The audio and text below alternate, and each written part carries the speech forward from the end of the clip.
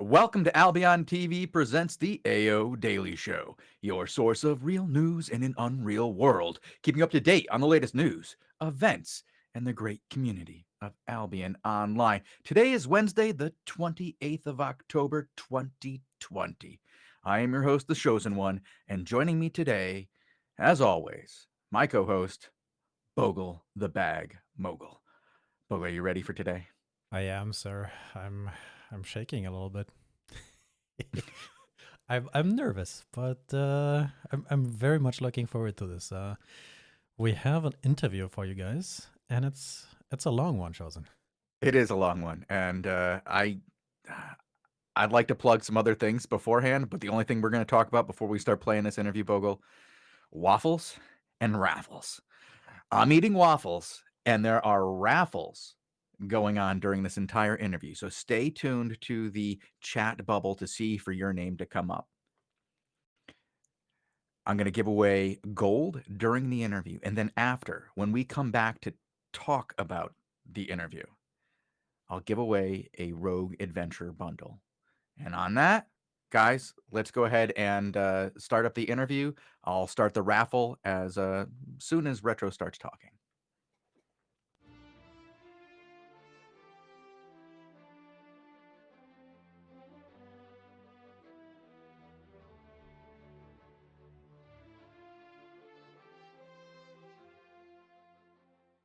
Welcome to the Albion TV interview series. I am the Chosen One, and today I am joined by both Bogle and Robin Hood RS as we have the great pleasure of interviewing Retroman, game designer specializing in combat balance. Today we're going to talk about the recent changes to disarray, AoE escalation, the large number of changes we have on the weapons and skills. But first, Retro, it's been a long time since we talked to you here on the show. I don't even know if we've talked to you since COVID. How have things been for you guys at the office? Hey guys, thanks for having me.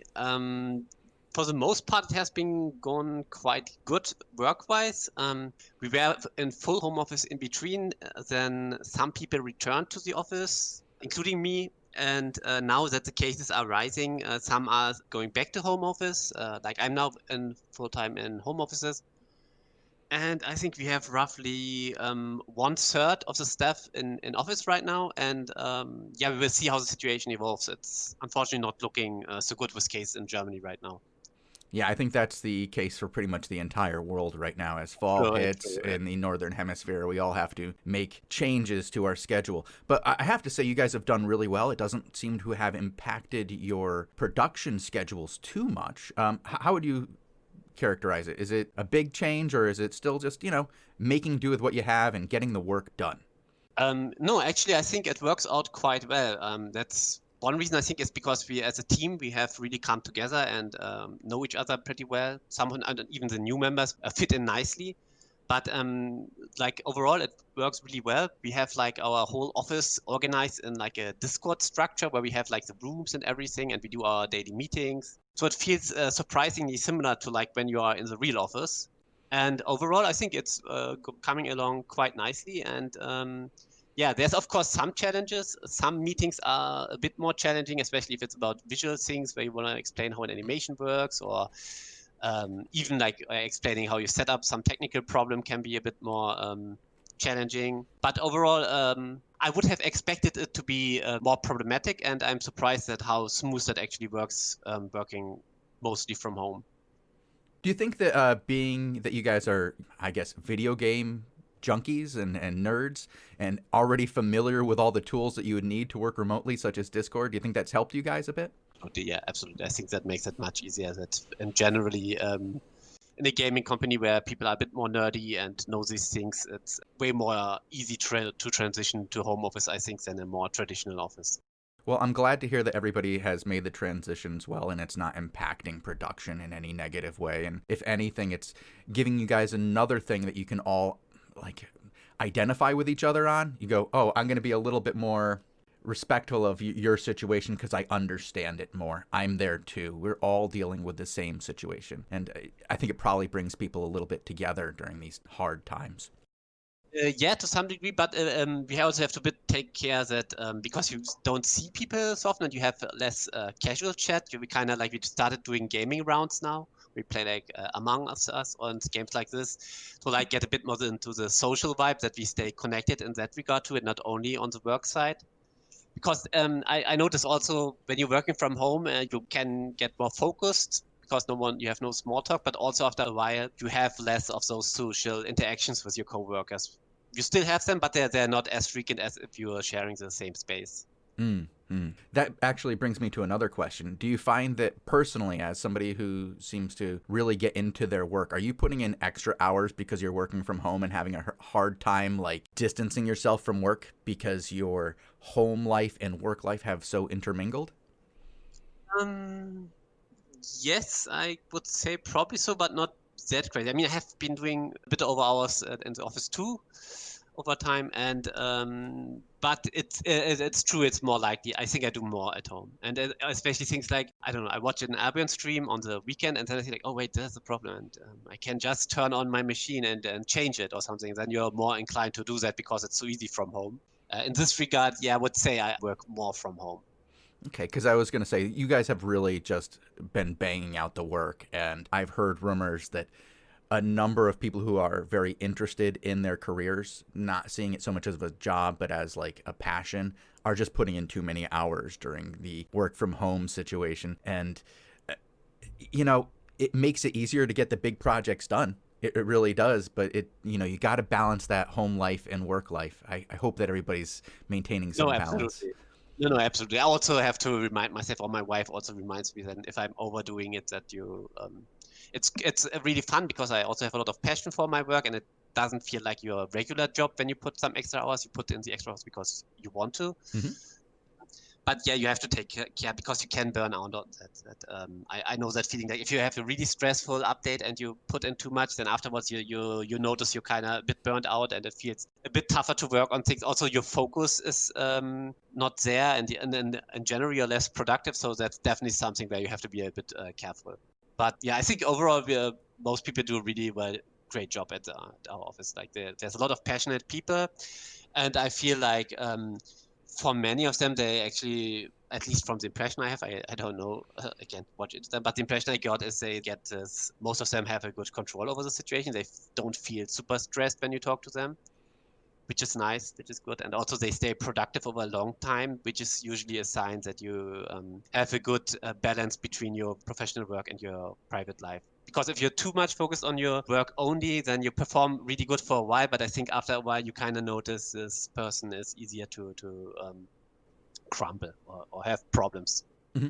Well, I guess this is just a continuation of this theme here. Do you think that going forward, even after COVID, you guys might still maintain some work from home environments just because you've seen a uptick in productivity? No, I'm not entirely sure. It also depends on who you ask. There's a mixed opinion inside the office, and I think also depends a lot on your home situation. Like people with kids, for instance, have it a bit tougher to focus for long periods of time. And also there's some challenges with the communication. And I think once the COVID situation becomes it's over, or it's at least tame enough to go back to the office, then I think we probably move back fully to the office. Okay, that's probably for the best. Everybody getting back on the same page and seeing each other again and getting that social network reestablished so you're not always sitting home playing Among Us. Exactly, which is the best game to build some trust in each other. I think. Trust. Oh man, my family. I'm worried about one of my kids. Now they're sneaky. Is all I'm saying. You see who the sneaky people are. It's fun. It's a blast. So let's move on to our game a little bit and talking about some of the most recent changes. In the last update, the Brimstone and Mist update, we saw a lot of big changes to gameplay balance. We saw changes to the cluster queue, to the disarray debuff, to the AoE escalation, and numerous changes to weapons and skills. In the last few days, we've been watching the ZVZs, and we have noticed from our side, the viewer, seeing a lot of changes to the way that people are engaging and the sustainability of groups in large-scale ZVZs. Do you want to talk a little bit about how these changes have affected ZVZs in general? Yeah, so the short answer is we think right now the time to kill is too fast. with these changes. It was a bit risky with these AoE escalation and disarray changes, and we tested them internally before, but we never had these huge player numbers, and now that we're seeing it on live, it seems like the time to kill is too fast. Of course, there's to some degree players getting used to the new meta, but the speed at which they drop in engages seems too high. So we're probably reiterating on AoE escalation is one candidate. The fast ramp up and when you hit only a few targets, I think, is a main candidate that causes this. But also disarray, we are reiterating if the new version is having enough of an impact or if it's the numbers are too low. Mm-hmm. And you can expect a general balance patch for some of the adjustments, the things we are not so happy right now, probably in 2 weeks or so to hit live. So in short, we are also not happy that the players are dying so fast. And you see the main reason for them dying so fast is the current AoE escalation combined with the reduction in disarray debuff, because now most engagements, they're on the same level. They no longer have a debuff on either side, but the AoE escalation is still there with still pretty high ramp going on at 8%. Yeah. So we're still investigating, right? I will also be super interested to see like the reset day fights. So for you people, we're recording this before this. But the main thing, my current theory is that it's the fast ramp up at low targets that is causing a very high average damage output that it's higher than it was before. Mm-hmm. Also, it could be that we have to adjust some individual abilities, right? Some abilities were already nerfed when this patch hit live in advance, like the Gelatine pair or the Weeping Repeater and Empowering Beam examples. But we may have to reduce some other abilities. But currently my main thoughts are that it's mainly the AoE escalation and the disarray that we have to review and see if we get the values changed in a way that the fights play more similar like they used to be. Is that where you want them to be, back where they were kind of a number of soft engages followed by one team eventually getting a dominant position and pushing through, instead of this initial engagement and just death?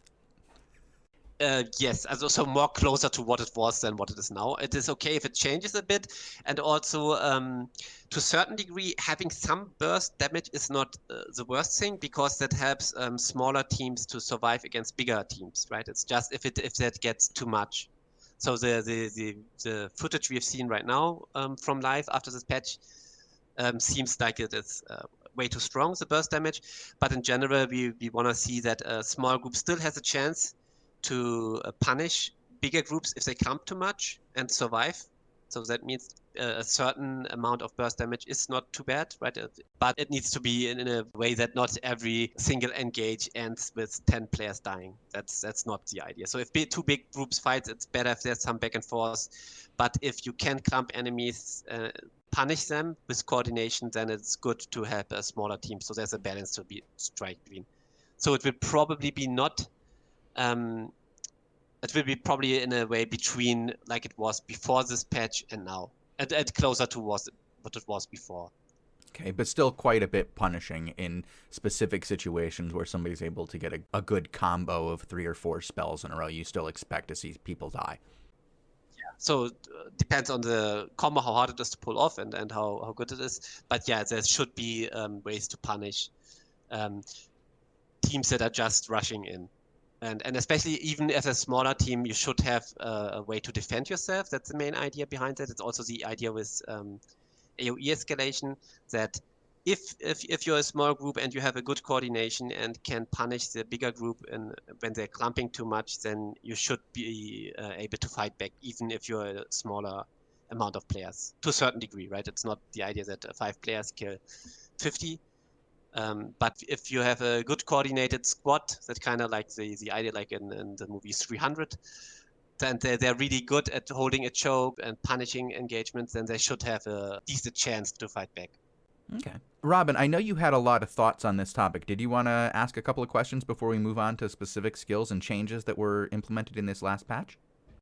So we mentioned the disarray changes and the massive large scale, but when it comes down to something like, say, focus fire protection, it hasn't really been tinkered with that much.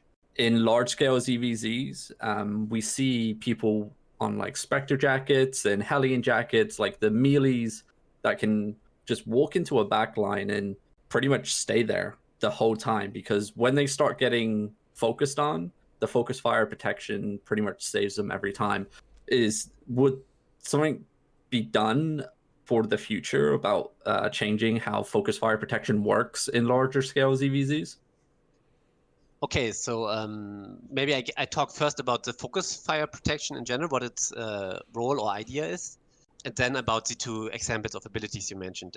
So for the focus fire protection, the whole point is that we have tanks working in large-scale fights, because without that, we fear that mostly it is the best strategy always to just focus any enemy that is approaching your lines. And we still want tanks to be able to push into an enemy line and have these plays where they try to have a big clap or preparing them, or CCing enemies. So otherwise, it's just very passively, where both sides can't really engage each other. And in general, like in past metas, usually that was very good, that we had tanks being viable in these big fights and really can go in and take a bit of a hit and survive. However, if we have certain abilities that make you too survivable, like you mentioned, Hellion Jacket and Spectre Jacket. Spectre Jacket now with the lifesteal food also gives you quite a lot of survivability. Then in general, we kind of need to probably tone it down on the ability level. Like with Hellion Jacket, we reduce the max targets because of that, which, at least from my impression so far, seems to have put them in a better place. With Spectre Jacket, they seem to be a bit too good right now, with the added survivability. But this will probably be an adjustment on the Spectre Jacket and not on the focus fire protection itself. It might be, if you review it and say, oh, okay, maybe we want to touch it, but at the moment I don't think that it's necessarily the focus fire protection, because in past metas it actually helped us quite a bit to have tanks be viable in big fights. So Retro, currently what we're seeing like in game is these massive coalitions coming up against each other. We're talking thousands of people at war. And for a developer looking in, when you see like people cluster queuing themselves multiple maps in a row just to try and get to one objective, and then people turn around and go, oh my god, it's SBI's fault. As a game developer, what's your reaction when it's more, I would say, a player issue? Like, what do you think of the current situation, the current meta, when it's 1,000 people on the battlefield? I think personally, always as a developer, we have the power to influence how players interact with it. So I think we always can do things to encourage certain behavior or not. Of course, the players are playing the game, but if we don't like something, then of course we can try to adjust it. And in the case of these super huge fights, I agree that we should try to create more incentives to split them. And maybe later I can talk about some of the things for Season 11 that we want to try to change to improve the situation. But of course, it's very difficult in a sandbox game, because we want to give players a lot of freedom, but we also have to make some adjustments when they're not, when the behavior that results is not very good for the game. But I definitely think that if we see things that we don't like, then we should try our best to provide incentives for them to behave in a different way. All right. Earlier you said that we have a lot of changes to specific skills that came in with patch 7. Do you want to go over a few of those specific skills that you think stand out and have made changes to the upcoming or current meta? Yeah. The first thing maybe is the spear. We moved the harpoon to the W slot for all spears, which I think was a pretty good change to give more utility to the weapon. Also add some options with new builds, and also gave us the option to get a new E-spell for the Spirit Hunter. That was broken on the test server, so everyone thought the damage is too high. I hope it's now good enough on live because we have to be testing the broken version so long. The numbers are maybe a bit too cautious. Maybe so I will have to monitor that too. Maybe we have to buff it a bit. But yeah, I will monitor how it performs. Okay. And you really like this new skill, I take it? Yeah, even more than the new skill, I actually like that we have the harpoon on W, because that makes so much sense. It never really worked as an E spell. Mm-hmm. And having it on a W with most spears, it has surprisingly some synergy for your E's, or to a certain degree. There's some that really work well, like Glaive, for instance. And yes. it's also something where it opens just a lot of new interesting possibilities by just readjusting it to that slot. And in general, I think it's a good dynamic for the combat to have skills like this on the utility slot. I agree. I think that it's a good change. I mean, the only time I ever saw that skill being used in the past was for fishing, where you would drag somebody into a territory and get them killed by guards. But now I imagine as a... Or into your tent. Or into your tent, yes. Absolutely. But now maybe we'll see more of that, where you can use it as a simple utility to bring it out in ZVZs, to pull people towards your group, to force engagements with it as a utility spell rather than as a gimmick where you'd have to build a whole entire character around using it as an E. Now you can use it as an addition to the rest of the things that you do for damage and what you do in your group. I really hope we see more spears, because I like the weapon set in general, and it's a bit of a shame that it is not used so much. We also buffed Launching Step to have a bit more of consistent damage there.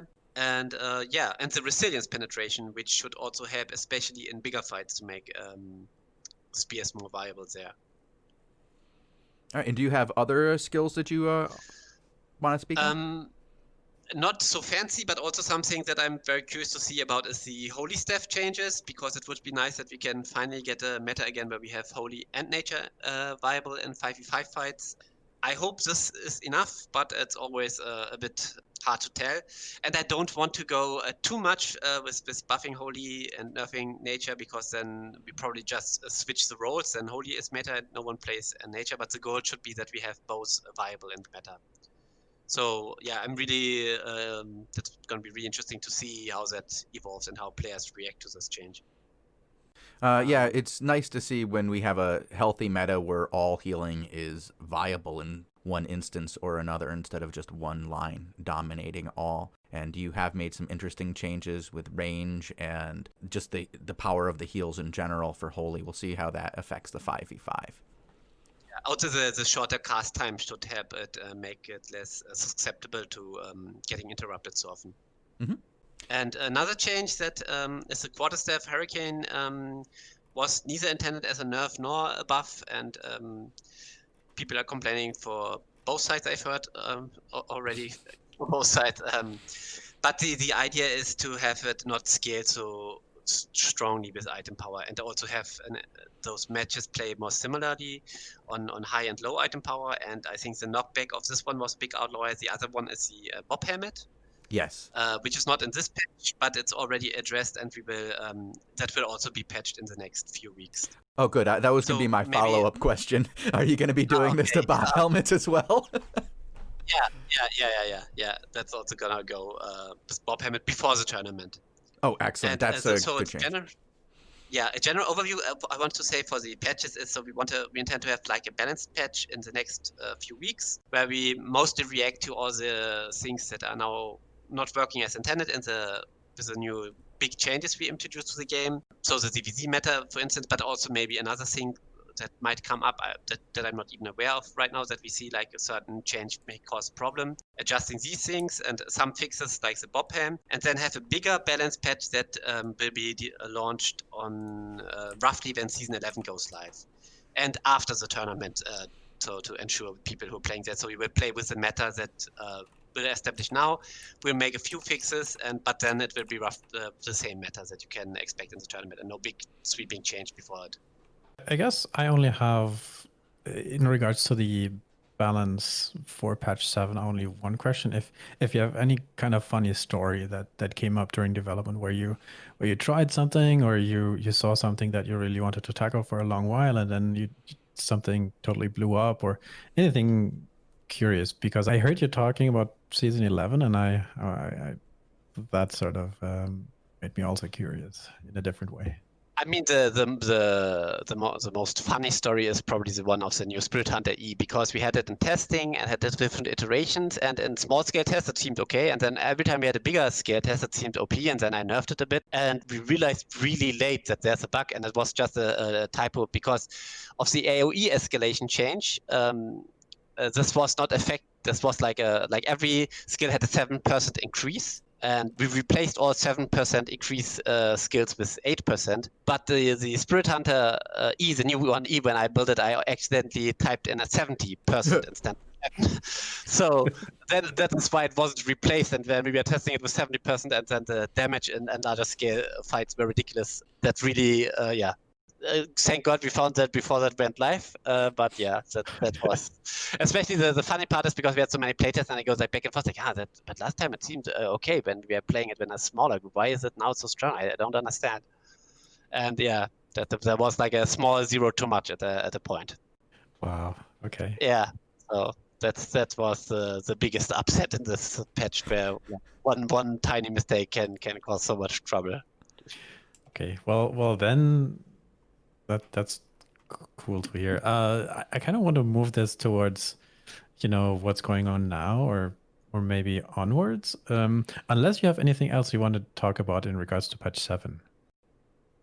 No, not specifically. There's a lot of changes that I could go over, but they're more like detailed changes. I think most of them are kind of self-explanatory, I hope. Mm-hmm. Maybe the lifesteal food is also another interesting thing, where we're also not sure if we want to do it because it's a bit dangerous or scary that you have too much sustain. But when we're brainstorming what kind of food could be done, then you had like, okay, maybe it's energy sustain and things like this, but they never were really exciting to like, oh yeah, I could make this and that build. So we decide to go with something that at least sounds exciting and opens up new possibilities, and even at the risk that it might cause more problems and more outfall. I think that's a better direction for the long term, to like go for new gameplay options and things that sound exciting, and kind of get your theory crafting going, and then try how to make that work is I think better than playing it too safe. Oh, I love the idea, because now certain builds suddenly open up just because of a food slot, and it's very great. It's awesome. You also brought up something that I am very interested in as somebody who watches a lot of 5v5s. You brought up the energy regeneration. And one of the things you guys did do in this last patch was change the Circle of Inspiration from the Druid Cowl. That's a skill we haven't seen in months, maybe even a year in 5v5s. Do you think that we're going to start to see it in the 5v5s with these current changes? Because you've reduced the cooldown, you've removed the hit delay and the stand time, and just made it like an instant drop spell. Do you think we're going to start seeing more of it? It would be definitely nice. I'm not sure players will use it, because now all the builds are so much specialized in self-sustaining their energy. But it would be nice because it would open up these slots for other abilities, right? You could play a more offensive build if you don't have to take a helmet that takes care of your energy, or a cape. So yeah, it would be nice to see that, but it's up to the players to see if that changes enough, because the area is kind of small and all builds are now used to the self-sustain. But I would really like if we have more options for energy sustain, especially team options like we used to have as a Druid Cowl. So that's I hope that buff will help enough, but let's see. Okay. Let's start moving forward, as Bogle said, into what's coming up around the corner. You said you have another patch for balance coming up that you plan to release before the Tournament of Champions here for the Crystal League. What do you think are some of the big changes you have planned coming up there? There's quite a few bigger changes for Season 11, not specifically for the balance change. Balance changes are still in development, but we get the new X ability that is unfortunately didn't make it this patch, which is already looking quite cool. But we have a lot of changes for Season 11, and we wanted to adjust a lot of things because we're not so happy with the way the season play out right now. The first thing is right now the Crystal League is too impactful. And we will be dealing with this in two ways. So the first thing we are implementing we will add a daily limit at how many season points a guild can make in a Crystal League. And this daily limit will depend on the matches available. So when there's only up to level 3 matches, you will be able to get 500 points, for instance. And at the day of finals, you can get much more. So this change is intended to make sure no guild has an incentive to combine too many top GvG teams under their flag, and that these GvG teams hopefully split more evenly across multiple guilds. And also we are reviewing the points, the season points you get by Crystal League, because right now, especially in the midfield, they're giving too much points because the matches are quite frequent and it can build up quite a bit. So there's these points in the level 4 to level 7 matches or 6 matches will be reduced quite a bit. The high end will stay mostly untouched, and the level 1 to 3. I think 3 also gets a small nerf, but 1 to 2 which gives the same point amount, and then generally even it a bit more, because right now the impact of especially the medium matches is too big on the season. So that's definitely something we want to improve. And also we want to push more open world activities again, because that has been lacking a bit in our opinion. And also try to create more incentives where we have more fights simultaneously. So we don't have these huge blobs of fights at one spot, but hopefully more spots across multiple spots. So we try to create more incentives. So the first thing we are changing is we put all castles and castle outputs are always on the same timer. They independent of their cluster prime time zone. So whenever a castle spawns their chest or scores, then all castles globally do this. So it's not so easy for one Zerg to control them all unless they split their forces. And also we're trying right now with the timers how often these things score. So the idea with the cast is we have the big chest. Maybe we probably keep it once a week at a fixed time slot. But the season points will score like maybe 3 times a day. Like we have probably one timer for an EU timer, an NA timer, and an Asian timer. So to have a more constant activity for guilds to fight over. And a similar measurement will be with the castle outposts, where we have more the idea that they could work similarly like the old chests. So right now we're testing them with a 4-hour timer. So every 4 hours they spawn a chest and they give some season points. And the daily season point output of castles and castle outputs will also be upped a bit. So we try to incentivize for the guilds for the really big, large groups to fight over these objectives way more and more often. And hopefully we don't get that many cluster queued fights at one point. And another thing with the cluster queue, so ideally for us, it would be best if we don't trigger it that often, because we're trying to improve it all the time, and we will probably iterate on the latest changes one more time. But the reality is we probably will never have the super best fighting experience when the cluster queue is involved. It will always be a bit of a compromise we have to make with these super large numbers. So, and one thing we want to try out now is that we allow players to move through an overcrowded cluster. So you're in the entrance and you're queuing, and you know the enemy is queuing at the other entrance, then you can just jump over there and start attacking them. This way, first we reduce these super massive fights where like 600 players or 700 players or even more just try all for one zone, because at some point they can attack each other. And also the players outside of the cluster, they don't have to wait the whole time, because right now this has changed even more. So if you're like it's a B team or the not part of the main force, you're likely just there to wait to be like a backup player in a soccer game. And we want these backup players to also be participating in the action and then just be able to move through and counter the enemy. And we're still fleshing out the details, but we actually also want to make it in a way that you can jump through multiple queued clusters, right? We have to see there's some implications how fast you can move through the world. So maybe we want to slow that down. But definitely it should not be possible to counter that strategy by just queuing 2 clusters. If you overcrowd 2 clusters, then you can jump over 2 and attack the backline anyway. Yeah, this sounds really interesting as somebody who's been watching a lot of ZVZs. It makes me wonder if we'll see groups split their forces into 2 groups so that their back line doesn't get overwhelmed when somebody goes through the first zone into the second zone. Because what you don't want to have happen is, say you bring a force of 400, and you put 300 in one zone and then leave 100 in the zone behind, you don't want to see the team that comes to fight you be able to dominate your force from behind, because then you lose everything, right? So by splitting your forces in half with 200 and 200, you basically force them to come fight you in the first zone and then go fight you in the second zone as well once that cluster queue is engaged with some of your forces. And it'll be interesting to see the strategies that players use to balance that out so that they're getting the good numbers in their favor rather than one zone that's in their favor and another zone that they're completely dominated in. Yeah, absolutely. I think it will have a huge impact on how players will play these big battles.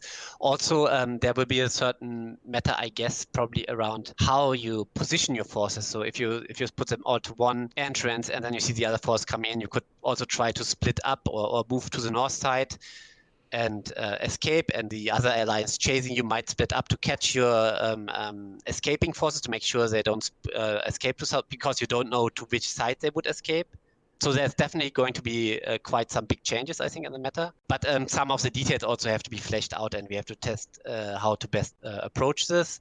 Also, we are very interested in the opinion of the community. We will probably do a post about some of these things and gather some feedback how we best solve these things. But in general, the big change will be that we think it is much better that all players get to fight and not the majority of players have to wait in a CTA. I agree. I think it'll be very cool to see what happens when everybody is allowed to fight and nobody's stuck in queue. And instead we maybe unbalanced fights, maybe forcing people to try to balance the fights. Anything that makes them change out of their comfort zone, I think, is a good thing with these large scale fights. They've just gotten too used to traveling 15 zones to go cluster queue into a zone and then run away as soon as the numbers are out of their favor. And if somebody can get behind you with this new, I don't know what we would call it, the pass-through, is that what it is? Yeah, that's the current name. Yeah, if you can get behind your opponent with the pass-through, it really limits their ability to just run away when the numbers go out of their favor. No, absolutely. It's going to be very interesting to see how this goes. Robin, do you have any questions on this? I know you're very interested in ZVZs. I mean, when Retro was telling me, I have so many situations and ideas of how this is going to work and how people are going to change things. I mean, I think probably the biggest thing would be the shot callers. I mean, in guilds, we only really see probably one or maybe even two shot callers. And now we're looking, or we will be looking at having multiple shot callers at every CTA, because you need a shot caller for your objective zone, and a shot caller for your backup zone, potentially even 2 or 3 shot callers, because if one dies, you need a backup. So, and that backup would be fighting in your pass-through zone now. So in terms of that, I think we're going to see a lot more shot callers step up, which is nice to see. But one of the main issues I see straight off the bat is what's stopping people just massing up 1,000 people and then beating down a guild that can only mass 300, because it's literally going to be N+1 wins. Because if you can go to objective zone, say it's going to be, for example, 100 versus 100 in the objective zone, and then you have 400 people in your backup zone ready to go, and the other guild only has 50, you automatically win, because you're just going to completely destroy the reinforcements coming in for the objective zone, right? So in my eyes, it's a great solution to the issue that we're currently facing, but then again, I can see it falling down the rabbit hole of, okay, I'll just add another guild to my alliance, and another one, until I have so many numbers where you can't even reinforce your objective zone, because I can just cluster or pass through the zone and delete your reinforcement Zerg. I mean, I know some players have been voicing that concern, but I would also say that for the most part, the situation right now is very similar, that you have an advantage if you bring more players. It's just making these fights, these outnumbered fights, to play a bit better, to make more sense and not have these. Because right now, if you say your force is 4-1, right, the enemy has 4 times, then in the cluster you're fighting and they have 4 times more players. The difference will be now they will be still 4-1, but they now will fight also at your backline. I can see that some smaller groups may not like that, but I think maybe the better solution then is to try and look more into how we can split these big forces with multiple objectives. The other option would be, if you would want to go down that route, would be to like think about instanced fights, which we actually wanted to avoid because we wanted to keep this sandbox character and also this inclusion of as many players as possible, and also with instanced fights that creates a lot of problems where players try to game the system with fake alliances, fake attacks, and so on. And it also leads to a bit of elitism, as you see when instanced fights occur, they bring the absolute best, and they tend to, as we see with Elevate, they've been able to bring in the best city fighters and put them all under one banner so that it's very hard to defeat them. And the one thing they can always hang their hat on is, hey, we have the best city fighters. If you're a great city fighter and you want to always win, this is who you join. And if we turn our ZVZ fights into an instanced-only situation where you are only able to bring 100, 150, and those are the ones that get in, you'll see guilds start finding the best 150 ZVZers and starting to limit the other players who are able to get engaged. When what I see is a lot of this is about how do you get the most people from a guild to be engaged in the assaults and defenses that the guild engages in. And if you put a cap on it like that, you start saying, okay, yeah, I know you are 50-50 ZVZer and Gatherer, but now, good luck, you're just a Gatherer again. And on top of that, elitism it is really hard to really define an attacker and a defender, because players will try to come up with all kinds of solutions to try to game that, right? Because if you have like one attacker slot, then you try to create an incentive to self-attack, to fake it, to be safe. If you have multiple attackers allowing, then of course players will split into multiple fake guilds to attack each other to get more slots, and there's a lot of problems that will cause. And from our past experience, even with a GvG system, that never was really solved in a way where we were really happy with. We mentioned Elevate, and I have to dig a little bit because I'm a little worried you can't speak to it, but I'll try anyways. City ownership. The reason I'm a little hesitant is because of the announced changes to the Royal Continent. Are you guys happy with like one guild having all the cities? It's funny that you bring it up because there's a big change in Season 11 regarding to that. So let's start with the exciting part and then the things where Elevate might not be so happy. So the exciting part is we also will add 20v20 Crystal League in the Season 11 patch. So it will follow the city fight rules, and it will be basically the same setup as the 5v5 Crystal League. So you buy tokens. We have a level 1 token where it's only knockdown, and a level 2 token where it's full loot with a 900 IP soft cap. The matches will be way less frequent because we imagine players will have a hard time getting so many. Right now we are looking at a schedule where we have it every Saturday and every Sunday at one time slot each. Currently at, I think it was 17 UTC or 16 UTC. Then we have also the same ramp up like with the 5v5 Crystal League, where you have like then a week that the level 3 one is once a week, the level 4 one is every 2 weeks, and then the level 5 one once a month, and at the level 6 one is only at the end of the season. So the reason why we are doing this is because we are not happy with the way this works with the cities, because we think the actual gameplay, the content is really cool, and the fights are really fun. But in the past, it was always usually that one top guild is holding all cities most of the time. And if you try to play this, you have to fight the very best team on the server right now, who is controlling all the cities. There's also no training ground where like there's a soft cap that is accessible enough for new teams. And so we want to do the same thing that we did with the GvG fights, to keep this cool content and also have like high stakes fights that are very rare at the end, but make it way more approachable and have way more players that can actually join these fights. saying that in that regard, we also intend to remove the ability to fight over the cities. So they will have no owner anymore. And the 20v20 will be only in the Crystal League fights. Oh, wow. Now that's a big announcement for our show here. I'm excited about that. It sounds awesome to get a Crystal League city fight. Will you be changing the map for this, or will you be using a similar map to the city fights currently and the similar scoring? The idea is to basically use the same match, so the same map and the same scoring. We do a Crystal overhaul in terms of the look of the map. Mm-hmm. Also, when we have the map ready, we will probably have a playtest and maybe iterate on some of the terrain and things that we could improve. But overall, we feel that the match itself is actually pretty good. It's just that it's so super elitist and so hard to reach for players. And it's a shame because the content actually is pretty cool and we would like if more players could participate in it.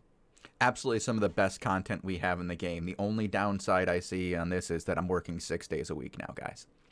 Sorry. No, I'm fine with it. Bogle, you ready? Coming in on Sunday? Robin? I guess. Okay, guys. Now you heard it here first. We're here on Sundays. I mean, that announcement, I'm sitting here with my mouth wide open. I'm hyped, dude. I'm Crystal League 5v 20 versus 20s? Like, what? I know. I mean, how long have the community be asking for like 20 versus 20 Hellgates, for example? I know. I wanted, that's basically the closest I could get to the 20v20 Hellgates we have now in the game. Yeah, I know the community has been asking for this, but we always had the problem that 20v20 we know is hard because you need the player numbers for that, right? It's not very accessible. So, but Crystal League is actually a spot where we can have enough control over the time slots that we can be quite confident to get enough teams to hopefully have not so many no-shows. Because that's quite a risk with the 20v20. You need quite a lot of players. Mm-hmm. But since the low one has a soft item power cap at 900. We hope that a lot of teams can join, and we are also adding it that you can, even if you have right now in Crystal League, you need a full team with a 20v20. We want to change that. You can, of course, also bring 19 or 18 players and be able to play. Okay. Awesome. That'll be really interesting to see how that balances out. As I have to say, 20v20 content is the best content to watch.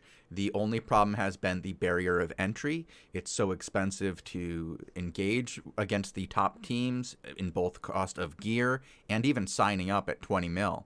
It's very difficult for smaller groups, and by smaller groups, I'm not less than 20, but smaller guilds, to participate in, for the viewer, what looks like the most engaging, balanced ZVZ content that we have available in the game.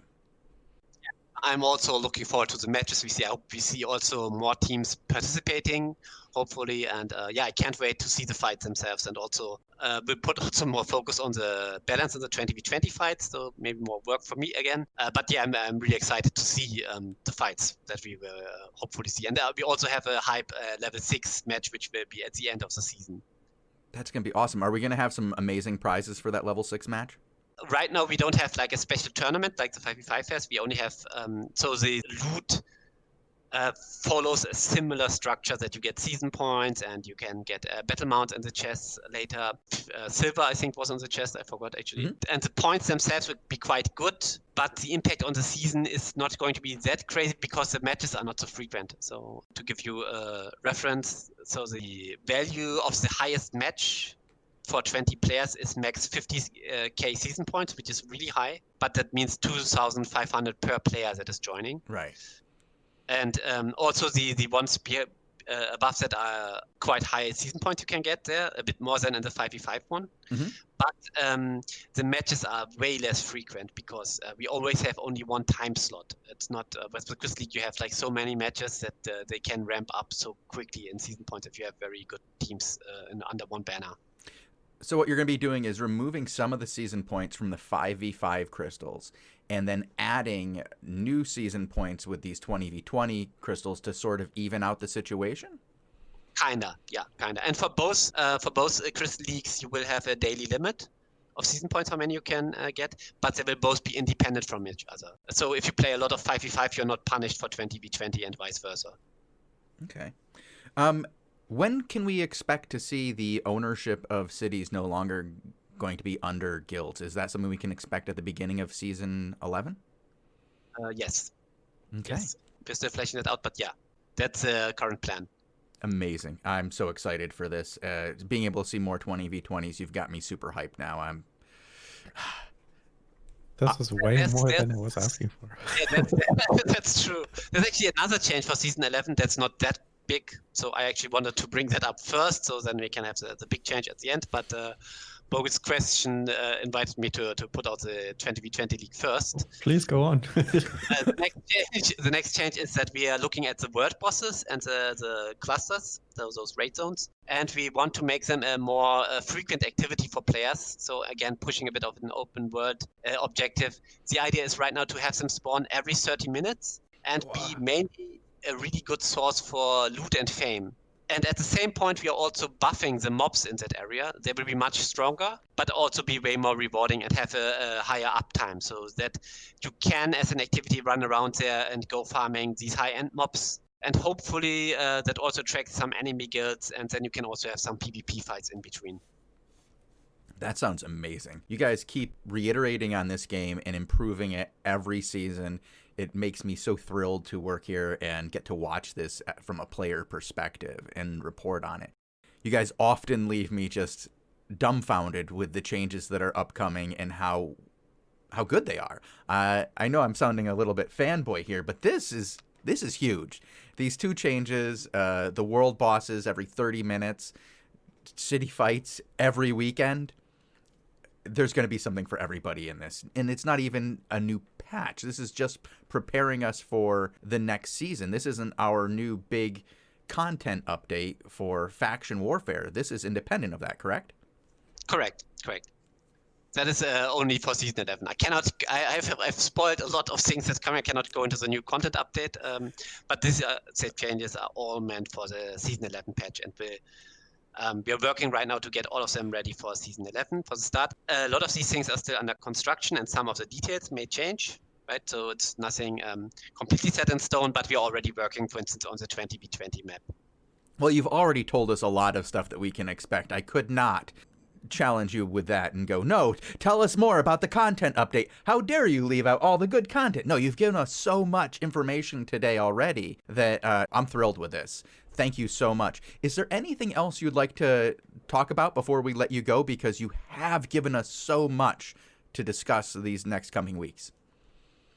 Nothing specifically. I mean, good job with the stream. I'm watching it quite often. I'm also watching a lot of other streamers of the Albion Online community, and yeah, just a shout out to everyone. And they're actually a big part of what keeps you motivated in the work, because working in the game industry is usually a lot about the passion, and seeing players so investigated in your game and so passionate about these details is really giving a lot of motivation. Even if players can sometimes be a bit harsh, that's another thing in the internet. But the way I see always on it is that they're so invested in the game, right? They're like so much that there's so much invested in these details. That's really rewarding, that you kind of feel like it pays off when you put more extra hours in, because so many players will really enjoy the work you're doing. So yeah, so big kudos to all the content creators out there, and to your stream too. Well, thank you very much. I have to say, what you guys have done in the last year, if we just go back to Queen, actually I want to go back a little bit farther to the Invasion season. If you go back that far, and the response from players, both new, returning, has been overwhelmingly positive. The growth of the game in the last year has just been something that, as somebody who's part of the community here and getting to report on the community, has just consistently filled me with joy. We came from a point about a year ago, it felt like a low point, to now we're at the highest level of achievement this game has ever had. More players participating on a daily level, more people being happy with the game than ever before, and just an outlook that is incredibly positive going forward. I don't think I would have ever imagined in my wildest dreams working on an MMO that after 3+ years was still on an uptick. Yeah, thanks. That's actually really reassuring for us too. Like, we had also some rough times in between when the player numbers were looking not that great in between at some point, but like the recent year has been really amazing for us too. Like the player numbers are really good, really solid. The feedback is getting also better. Like when we do a survey in general, the positive responses are way higher than they used to be. So overall, yeah, we're really happy that the long work we put in all these updates before now pays really off, and players are enjoying the game so much. Well, thank you very much, Retroman. We really appreciate having you on today. Guys, Bogle, Robin, do you either want to have some final statements with Retroman here before I let him go? I'm just floored. I need to process. Thanks for your time, sir. No, it was a pleasure having me. Thanks. And I can probably join next mid-season patch or so again. That'd be fantastic. I can't promise to always have that big news, so. Yeah, it's very hard to have a big news drop like that. We did not expect that. You've got us off guard and giddy here. Usually we put you guys off. This is a change of pace. Robin, are you able to even speak at this point? I can. And talking about being off guard, I want to throw this to Retroman as my final question. Obviously, a lot of things when it comes to game development, you're limited in terms of dev time and dev power. Is there anything that you have that you want to like see added to the game or something changed? But obviously, if you had unlimited dev time and power, is there anything that you got like tucked away that you really want to see added, but you just can't or don't have the time to do yet? That's a tricky question. There's definitely things I would like to see added, but I have to be a bit careful to not create a divide with things that I personally won't like, and also our discussions internally. For the most part, many things after some time get into the game. If like there's people in the team that are really passionate about it and they make sense, right? Sometimes things are kind of cool, but then when we think it's really like, okay, it might probably not work out. But for the most part, actually, I think most things that we are passionate about are kind of cool. One thing I would personally really love is when we get like siege battles in. So that's an idea that we have floating around, but we haven't gotten yet to come to it. But there's always like every update we are doing so many things that make a lot of sense. Like we added the Roads of Avalon and the corrupted dungeons to really fill gaps or improve the game on certain aspects. But yeah, at some point I would really love to do the siege battles. Now you've got me excited again. That's something from back in Alpha 1 that I remember hearing about, was the idea of siege battles. And it just would be so great to have like dueling castles with dueling sieges on either side, to see players going at it in some way, maybe using the cities or something. So many possibilities open up when you talk about siege battles and prolonged ZVZs. Thank you so much, Retroman, for coming on the show today. We really appreciate it. All the info that you gave us, from updates on our current patch to things we can expect in the future, all of it sounds amazing. And I really look forward to talking to you again next season for the mid-season update, as well as just seeing what comes out for Season 11 and how these new modes of gameplay really affect the world of Albion, and how the players react to the idea of 20v20 crystals. I don't think I've ever looked forward to airing a show as much as I'm looking forward to airing this interview, guys. Thanks for having me. And, I'm glad you're enjoying the announcement of the new content, or that you're looking forward to the new stuff. All right, okay, well, bye, thanks. Thank you very much. Yeah, See you soon. Bye.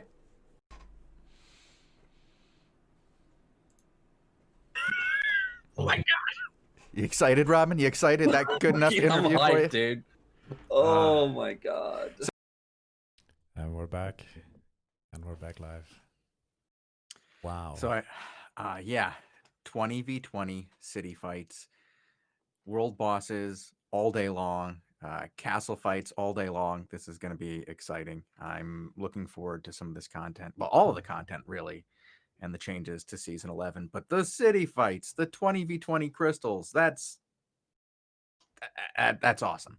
I'm really looking forward to being able to cover a 20v20 every weekend, and we'll have a few of them. It sounds like they're going to start at 16 UTC, and then we don't know if they're going to go every half hour or how they're going to go, or if they all occur at once. That hasn't been told to us yet, unless it's in this post. I haven't read the post, Bogle. There is actually a lot of information in that post. Just as we were talking, there was the thread that details a lot of this information. and it went live on the forums. And you guys can actually read and share this around with the upcoming changes for season 11. Where most of what Retro said, in case you didn't catch it all, is neatly summarized. And I looked over it briefly, and I don't think there's anything that he didn't cover. Chat can correct me if I'm wrong. But there's a lot of details and a good summary of what we just talked about. Yeah, I'm very excited for it, and it's some of the best content that we have in the game. The 20v20 fights are awesome. They're just great to watch. I've actually really enjoyed watching the evolution of Elevate's strategies to basically dominate the city fights. But Retroman made a really good point there when he was talking about it's very hard to get into city fights when you have to go against the best team. Right. Like, because it's always been that the best team ends up taking them all. We've seen it a few times. And I don't think anybody's held it like these guys have, and they should be commended for it. But at the same time, if you want to get more city fights in general, more of that great content, it can't be that the new team has to fight the best team. You have to have some way of getting into it. Robin, are you here with us? I'm here. I'm reading. I'm reading the chat and the forum post at the same time. Chat's wild. Chat is wild. But any hot takes? Any super insights already? Big brains out there? Anything good? Or apparently BA could not win city fights, so we had them removed. Interesting. Okay. I mean, for me, this is cool because it does two things. It gets one of the most popular modes, the 20v20, in the hands of more players, and it sort of buffs open world to a large degree. And that's just good. I mean, that's been something that has been on the feedback list for a long time, and it's happening, guys. It's happening. Yeah, I mean, this isn't even like I don't know if it was in the interview, but this isn't like when we were talking to Retro after, he said like this isn't even like a full like official like major update, like a content update. This is just season 11 changes and new features. Like this isn't your full blown like Queen update type style of an update. This is just like season 11 starting. Here's some new content. Enjoy. And I mean, hey, it makes me really excited for what the next big update's going to be. I mean, if this is what they do just for the next season now, giving us such a definitely a new flavor for the season. It's going to have a different makeup completely next season. And this is even the big content update, which I imagine sometime around January, February. So we'll see that. Yeah, I mean, if we're going off the same content cycle, then it works out around that time that we should expect the next major thing. I know there's already been a couple posts on the forums from Robin about what's coming, like just like little snippets for like the faction warfare. But apart from that, we don't know anything. But I mean, just like looking at this, like we have the new 20 versus 20 map shown here, which it's pretty much the same layout to what we have currently with the cities, give or take a couple changes. Some of the major changes I can actually see straight off the bat is if you look at the center, and then if you go down the stairs, you got the big stairs and your little stairs to the southeast. That's opened up quite a bit. If you remember on our current map, it's quite a small. Those are two, deep chokes. Those are, it's very small. There's a long bridge there. That's going to help out with some of what we've seen before where people get stuck in that very specific area. Still, there's a really tight choke there from the northeast entrance into that area into the center. That's still pretty tight, as it is over on the west too. It's going to be interesting to see how this works out. I can't wait for it, but we don't have that long to wait. It's right around the corner. Yeah. I mean, what, season's 20 something days, 24, 25? until it's over, and then it's normally like what, a 2-week off season, give or take, and then we go into season 11. And very nice. How to do that? Very nice. great success, unless you're Elevate. Very nice. But yeah, one thing that wasn't talked about is level 1 is actually going to be non-lethal. So training wise, level 1s are going to be your go-to. There's an IP cap of 900, hard capped, but it is non-lethal, so you don't lose any of your items upon death there, which is fantastic. nice. Yeah, I think we're going to see a lot of action in that, just from all sorts of guilds that have been scrambling to get some kind of PvP action. They want to do something now. At least twice a week, they can go out and do that and have some fun. Yep. I'm just looking through. So every Saturday and Sunday for level 1 and 2s is cool. And then Saturday for 3s, every 2 weeks for level 4s. And then once a month for level 5s, and the last Saturday of the season for the level 6s. And I'm going to go out on a limb and say we're going to see some pretty hot action. I mean, there's quite a long time. We got like, what, say a month, just over a month of all these teams now starting to scrim. And if you're actually wondering where you can find scrims, you can head over to the Faction Warfare Discord. They actually have a scrimming channel set up. I'll drop the link for the Discord in the chat for you guys if you're not on there yet. So if you're looking to get involved with your guild, make a group of 20. There's the link for the Discord in the chat for you guys right there. But yeah, I mean, whew. It's one question I saw in chat that was asking what about the taxes, right? Because in the thread it just says we will also remove the 20v20 city fights. Right. And these would give a massive silver income, but it doesn't say where it goes. So that's an interesting it just follow-up. goes up in smoke. Poof. That will be fun. Silver sink. Like in unison there. Well done, Ramen. I mean, all this is going down because I knew what was coming. I held on to this information over the weekend, and well, since we heard it from Retro, and we weren't allowed to speak about it at all. And I just watched all my different Discords light up like a Christmas tree with notifications, pings, and stuff, and then all my DMs opened up. I got Exion in my DM. He says, "Not gonna lie, I feel good right now. I like this change, but F my income." He made quite a fair amount while he held the cities. While he is the #1 city tank right now. I mean, if you're winning these, then you're making all right. Yeah, I think for Elevate, it at first looks terrible, right? Like they're losing the city income and they're losing like a source of pride for the guild. But they have 3 teams that can effectively compete. So I imagine that they're going to enjoy having steady, consistent fights on the weekends. And at first, yeah, the sting of losing the silver from them will suck. But I think everybody who has seen somebody else own the city goes, oh my God, that's a lot of money for somebody.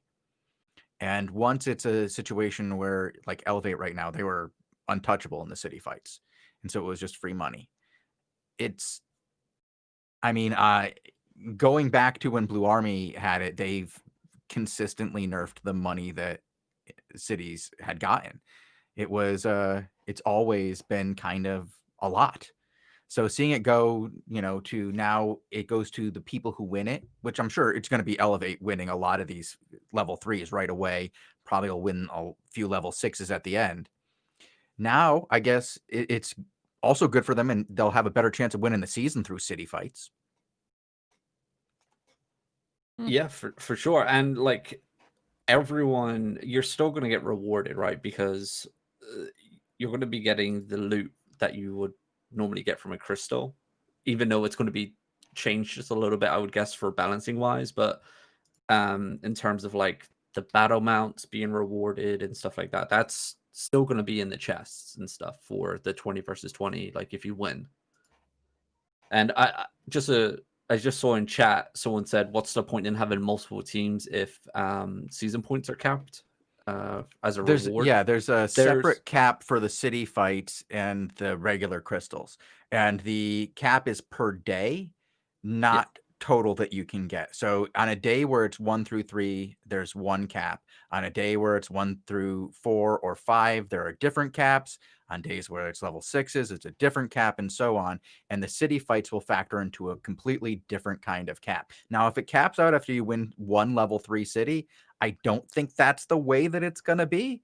But yeah, maybe not 6. I don't think you'll get away with 6 level 3 city fights. I think that would definitely hit the cap. Yeah. I mean, it's listed here like how many, what the point limit is per for each level. It does? Okay. Yeah. But I think Your daily limit. So that's for the crystals. I don't think that is that for the I think city it's fight? the exact same for the city GvGs as well.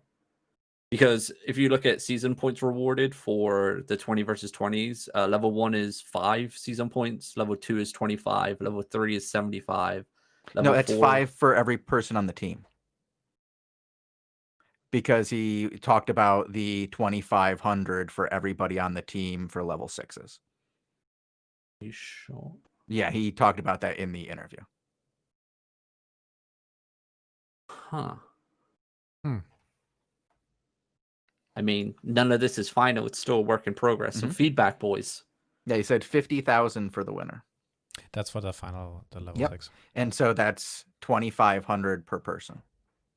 So if you're doing level 1, that's what, 100 points? What? 5 times? 5 times 100? 5 times 20? Yeah, it's 100. Is my math wrong on that, Bogle? No, it's all right. Okay, I was just really confused there. You seemed shocked and scared by it. I was like, wait, am I making the mistake? No, I think that there's 2 completely different charts for these, and I wouldn't judge the Crystal League points and the city points based on these daily limits here. Because it doesn't sound like they would line up. He did say that there was different ones for the cities and for the crystals, and that depending on the level, it would be a different points per day. And I get it for these are the limits for 5v5s. I'll be interested in seeing what the limits for 20v20s is as well. And don't forget there's also now you can get castles. They're all active every prime time now. So there's more not more city points, more season points there. There's more ways by diversifying your guild now. I mean, I feel like we have a good thing to talk about tomorrow. I feel like tomorrow we have to go through these one by one and sort of do a more in-depth look at these and put this out a little bit more. Because I don't think we have the time now to. Oh, we definitely do not have the time right now, Bogle. But it's a big deal. I'll link this again in chat so you guys can read it yourself, and then put your feedback on there. I think it's open for comments, right? It should be. Yeah, it is. Yeah. Yeah. So guys, if you have feedback on this, if you have ideas, if you have comments, go ahead and post it in that thread. And I'm sure that Des will be very happy to hear what your thoughts are. And tomorrow we can go over this, look at some of the first impressions on this. Maybe somebody brings up a few good points, and then we can discuss that tomorrow on the Daily Show, I guess. Yeah, we'll do that. I look forward to it. So we have one more thing left to do, guys. All right, nice. Yeah, For that raffle.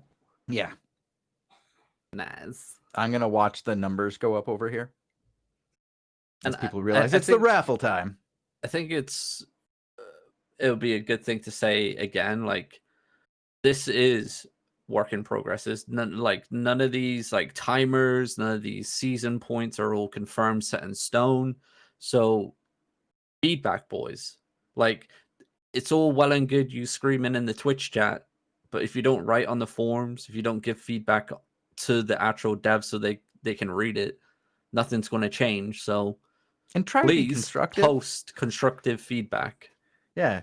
The more well thought out it looks, the more likely that they're going to read it and then process it. If it's a bunch of 4-letter words, maybe not so much. Exactly. All right. 10 seconds on the raffle, and then we're going to pull a raffle for a Rogues Adventure bundle. This one's kind of special.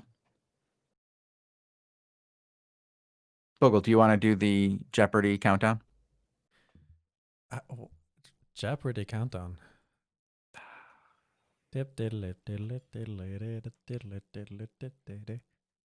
Oh, yeah, that got people to definitely enter the raffle. That worked. Good job. And Lupac wins it. Nope, Lupac can't win it. Sorry, Lupac.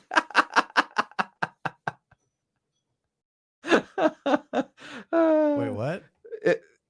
I drew Lupac, but he can't win. Unfortunately. But Zilmer can.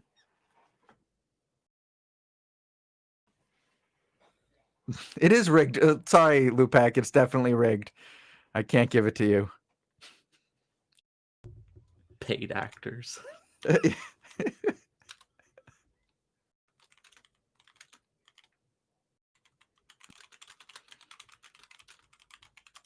feel like you guys are all just being silent so I can type. Zilmer in chat? I hope Zilmer's in chat. He has to message you, right? Yeah, he has to message me or we'll be giving away this prize tomorrow. Okay, I think I saw him there. I saw him before. Oh, and he's whispered me. Okay. He's claimed it. I'm here. Woo! Okay, good job. Congrats. Because I finally won something. Holy cow. There you go. Congratulations. Thanks for tuning in to today's interview. That was a big reveal. I'm very happy that we could pull this off. And I mean, just I'm still floored. I'm still processing. I'm still thinking about all the implications that might have for the larger alliance landscape, especially. Mm-hmm. And I'm hopeful for more incentives for people to spread out a little. Yeah, I hope that we see. Well, I hope what we don't see is more of the Black Order situation, where one guild ends up paying to specifically win a type of activity in the game so that they can get season points and then win the season. I don't like that. Like, I want to see guilds work as guilds to win. And I think that this puts some different guilds into consideration by the changes overall, not just to the caps on crystals or the adding of 20v20s, but the castles are going to be huge for certain active guilds that are out there and doing things. And being that they're all at the same time now, it's going to be harder for guilds to just go from one to the next with their giant blob. If they want to get a ton of them, they're going to have to move out over a number of different time periods or zones and time periods.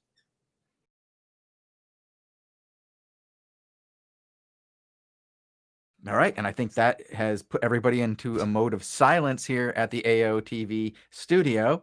And we will be back tomorrow with ZVZ action at 18 UTC and more conversation on this announcement and the season 11 changes and, well, just the ZVZ status in general tomorrow. We're going to talk about how the changes from the last patch are affecting ZVZs. Going to be a fun couple days. All right. See you later. We're out. Bye.